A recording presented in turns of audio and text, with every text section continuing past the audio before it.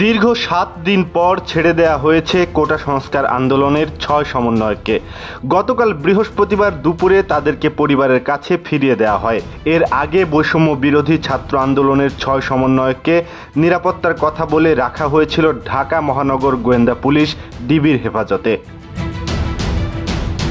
ঢাকা মহানগর গোয়েন্দা পুলিশের অতিরিক্ত পুলিশ কমিশনার মোহাম্মদ হারুনুর রশিদকে ডিবি থেকে বদলি করার একদিনের মাথায় তাদেরকে ছেড়ে দেওয়ায় জনমনে প্রশ্ন উঠেছে, কী কৌশলে মুক্তি মিলল এই ৬ সমন্বয়কের।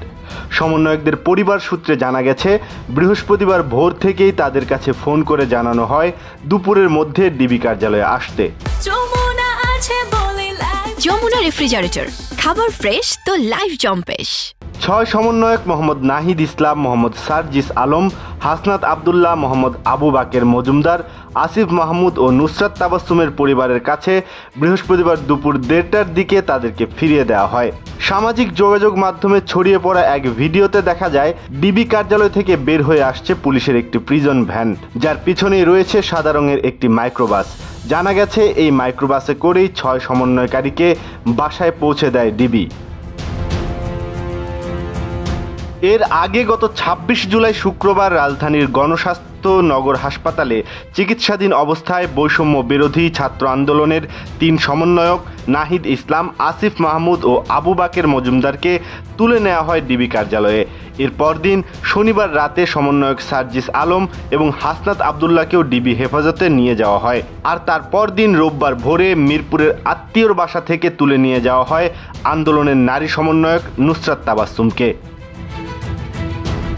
গত ২৮ জুলাই রাতে ডিবি কার্যালয়ের হেফাজতে থাকা অবস্থায় ভিডিও বার্তায় কোটা সংস্কার আন্দোলনের সব কর্মসূচি প্রত্যাহারের ঘোষণা দেন বৈষম্য বিরোধী ছাত্র আন্দোলনের সমন্বয়ক মোহাম্মদ নাহিদ ইসলাম।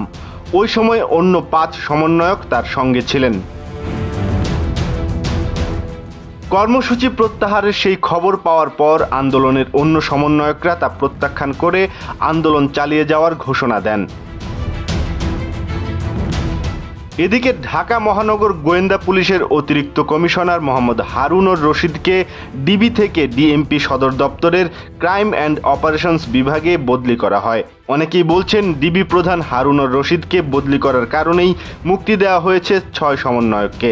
আবার অনেকে সামাজিক যোগাযোগ মাধ্যমে মন্তব্য করছেন যে তাদেরকে ছেড়ে দেওয়ার জন্য বিক্ষুব্ধ নাগরিক সমাজের দেওয়া ২৪ ঘন্টার আলটিমেটামের কারণেই মুক্তি দেওয়া হয়েছে ৬ সমন্বয়কারীকে। তবে এদিকে আজ শুক্রবার ৬ সমন্বয়ক ডিবি হেফাজতে থাকার বিস্তারিত তুলে ধরে এক বিবৃতি প্রদান করেছেন। সেখানে তারা বলেছেন তাদেরকে জোর করে ডিবি কার্যালয়ে তুলে নিয়ে আটকে রাখা হয়েছিল।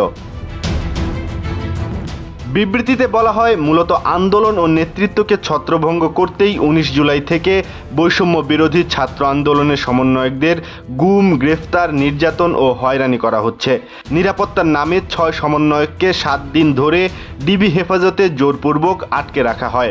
স্বরাষ্ট্রমন্ত্রী ও ডিবি প্রধান নিরাপত্তার কথা বললেও তাদেরকে আন্দোলন থেকে বিচ্ছিন্ন করে রাখার জন্যই ডিবি হেফাজতে রাখা হয়েছিল বলে জানিয়েছেন বিবৃতিতে। আন্দোলন প্রত্যাহারের বিষয়ে তারা বলেন, আন্দোলন প্রত্যাহার করে ডিবি অফিস থেকে প্রচারিত ৬ সমন্বয়কের ভিডিও স্টেটমেন্টটি আমরা স্বেচ্ছায় দেইনি। ডিবি অফিসে আমাদের জোর করে খাবার টেবিলে বসিয়ে ভিডিও করা হয়। আমাদের ছেড়ে দেবার আশ্বাস দিয়ে পরিবারকে ডেকে ১৩ ঘন্টা বসিয়ে রাখা হয় এবং মিডিয়ায় মিথ্যা স্টেটমেন্ট দেওয়ানো হয়।